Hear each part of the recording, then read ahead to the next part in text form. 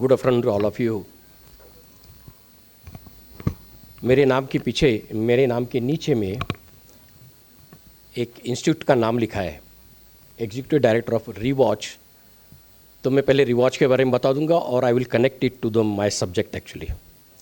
Rewatch is a institute and it is an abbreviation, Research Institute of World's Ancient Traditions, Cultures and Heritage. A very long form, right? So when we talk of ancient traditions, cultures and heritage, now it's very interesting. When we talk of ancient traditions, तो हम लोग every aspect of ethnic life का research करते हैं, चाहे वो जो भी चीज़ हो, घर का स्ट्रक्चर हो, उनके खान पान की पद्धत हो, उनके डांस फॉर्म्स हो, देन उनके बीड्स हो, पूजा पद्धति हो, उनके फूड इंटेक हो, उनकी लाइफस्टाइल हो, everything comes under the research actually when we talk of ethnic life. And this has been established in Arunachal Pradesh only because the northeastern communities, they have a diverse culture. And as Dr. Thailang said in his presentation, that in Arunachal itself, there are 26 major tribes and 86 sub-tribes, more than 100 ethnic communities, each having their own costumes, dress, ornaments, way of worship, languages, and everything. So it is so diverse actually, the whole of Northeast India. And above all, when we talk of their diverse culture, one of the important thing is their traditional knowledge. Their traditional knowledge about everything, you can say. Their structure of house हो तो घर के अंदर में किसने कहाँ से जाना है, घर का मालिक ने कहाँ बैठना है, औरतों ने कहाँ से जाना है, कहाँ से आना है, यहाँ से उसकी शुरुआत होती है. That is a traditional knowledge. Agriculture system में तो बहुत कुछ है. हर्बल मेडिसिन तो पूछे ही मत. हमारे पास में हर्बल मेडिसिन में अगर आप पूछेंगे तो मल्टीपल फ्रैक्चर रिकवर करते हैं. हमारे पास में we know they cure peptic ulcers, they have termination of pregnancy, they have very critical diseases. Even malaria, they can address the issues. Actually, when the modern medicines were not there and modern medical facilities were not there, who were treating the patients? Rather, Dr. Thailang is there. Modern medical facilities came just 10 to 15 years before. Otherwise, earlier, we had no modern medical facilities. So everything was going on traditional knowledge, and that knowledge system is very important. What RIWATCH does is, RIWATCH has a objective, and RIWATCH is doing and engaged extensively to bring this traditional knowledge to academic forefront. Because we are missing that knowledge actually. In our textbooks, we don't have about the language, about the medicines, about the people, कहाँ रहते, क्या रहते, कुछ पता नहीं है. हमारे नाम अलग है. So central syllabus somebody creates in Delhi, and we follow all over India, including our Northeast India. So what we feel that this traditional knowledge has to bring to academic forefront, and therefore this subject becomes a very important when I talk this on this particular subject. And on my previous slide I want. So when we talk of Himalayan transformation, then it becomes in the second slide. So when we talk of Himalayan transformation, then it becomes very important. Himalaya किसको बोलेंगे हम लोग? Himalaya is so big, what you are seeing here from Jammu and Kashmir to, you can say entire Northeast India. कहाँ तक नहीं है. There are, it is the third largest glaciers in the world after Antarctica and Arctic. Largest amount of 55,000 of glaciers in Himalaya. 10,000 varieties of plants are there. Out of 3,000 are endemic. 750, you can say, orchids, varieties of orchids, number of reptiles. You can say the biodiversity, अगर देखेंगे तो most endangered species, they are there in Arunachal Pradesh and Northeast India. Himalayan black bear, flying squirrels, musk deer, whatnot. And hundreds of elephants are wandering, wild elephants wandering in Arunachal Pradesh. I am living in Dibang Valley, and I am the member of head counting census of elephants. And every 2 years I go for head counting census along with a forest team, and I count around 300 elephants only in Dibang Valley. Leave aside all the things. So such a vast area and vast richness in Himalaya, and Samwaad and Shyamji says to me that कि इसके ऊपर micro enterprise कैसा करना विचार करो, इसको sustainable कैसे करना विचार करो. सो एक बहुत बड़ा विषय है, इतने बड़े हिमालय को हम लोग इतने छोटे से इसमें विचार करके, it is a big challenge, no doubt about it. Next slide. So if you look at the whole things, north east India, मैं नॉर्थ ईस्ट इंडिया इसलिए बात कर रहा हूँ, मैं हिमाचल पूरा ट्रांस हिमालय तो मैं नहीं बोल पाऊंगा, but where I am working, my working field is north east India, there definitely I can talk. That's why my talk is focused on north east of India. So you look at the things, geostrategic location, you know, we are surrounded 75% by the international communities, and only 25% is attached to our country, that is through Assam. Otherwise, we have Bhutan, then Tibet, because we don't say China, because China does not recognize Arunachal Pradesh. We don't recognize China, because we are actually connected to Tibet, not to China. So Bhutan, then Tibet, then you can say Burma, then Bangladesh. So all sides we are surrounded, and only one portion is remaining to Assam, that is where we are connected, that is connected to our motherland. And these particular borders, the geographical isolation makes us very important how to become sustainable in Himalaya. That is very important. So why we should not interconnect to, interdependent to us? That is one of the important point I want to stress. And borders I have told you, and rich natural resources I have focused already. And diversity, no, जैसे Himalayan diversity है, biodiversity है, वैसे lots of cultural diversity is there, and everybody is interconnected. When we talk of biodiversity, we also talk of people of Northeast India. When we talk of people of Northeast India, definitely they are directly connected to the nature, man and nature symbolic relationship, very strong and very great there, and that becomes a very important. So what we need is sustained policy for all these things actually. How to connect all these things, how to bring this together, and how we can make the people-centric economic development. That is very important. Next slide. Yeah. I'm just giving a small figures here before I go to the next my point. So it is a very active biodiverse hotspots of the world, you can say, and it is endowed with rich natural resources. But while seeing all these things, if you look at the things, India's land resources, total land resources, out of that, 7.9% resources, land mass is there with us, and population is only 3.8%. You can say, of course, we are thinly populated states actually. And 70% of the entire population is engaged in agriculture. And India's water resource, if you look at it, 33% is water is with us.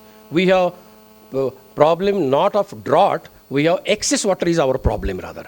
Brahmaputra ka to aapko malum hai, every year there are a lot of floods comes and everything. But having all these things, we have only 1.5% of India's total food grains we produce.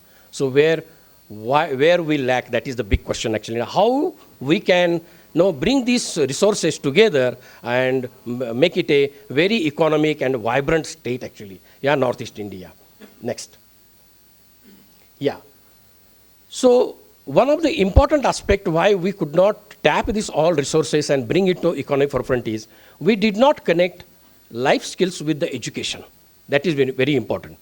Because हम लोग school में जाते हैं तो school में केवल हम लोग इंग्लिश पढ़ते हैं, and we are engaged in how calculations and mathematics and equation formation and getting good marks, 90%, 60%, 70%. These are the things are happening. But if you ask the young man who is studying in class 12, can you dig a land? Do you know when the rain falls? Do you know how to preserve the foods, like Madam was telling? How to process the foods? Can you do anything? Oh, nahi malum usko. I have a very good example. A class 10 boy in one of the schools asked me, gajar jo hota hai, wo root hai kya fruit hai? Because he was a student, he was the son of an officer, and he never went to the agriculture field. So he had a big question at class 10 level and asked me whether it is a fruit or root.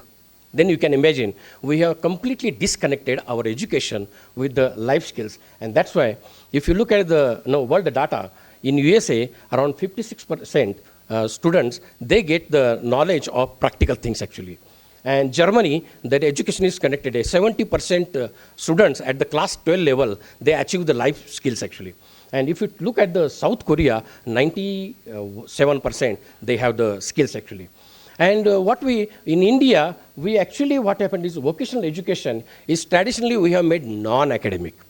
We need to do it academic actually. We have to connect it both the things. Then alone we can have the life skills, and our many of the questions what we are talking today, they can be solved actually. So we need to have a new approach in everything. Next slide. I will not talk again the challenges, but considering above all these challenges, what is necessary in Northeast India, a state like high mountains, you can say hillocks and gorges, and no non-connectivity, no roads, no communication, no internet. In this situation, we do not need mega projects. We need micro enterprises. And there we actually come to the point. So what kind of micro projects? That is very important. And how it could be done in Northeast India, a state like endowed with Himalayan mountains. That is very important. So our approach, I feel that in Himalaya, like the states which are situated in Himalaya, we should have to have a cluster development in the Himalaya region. What is states cluster development? Not cluster development, states cluster development, and increase the interstate dependency. I will talk about that, how it is. Next slide. So we have a projection that if you look at the Nepal in between, so far as India is concerned, if you want to make the interdependency among our states, we can have Jammu, Kashmir, Himachal Pradesh, Uttarakhand at one side, and all the northeastern states at one side. So 8 to 9 states one side. For example, Shillong में हमारा next slide. Shillong में हमारा बहुत बड़ा ये आपका Meghalaya. If you look at the thing, Shillong means Meghalaya. There is a best of the Khasi mandarin varieties of pineapples are there.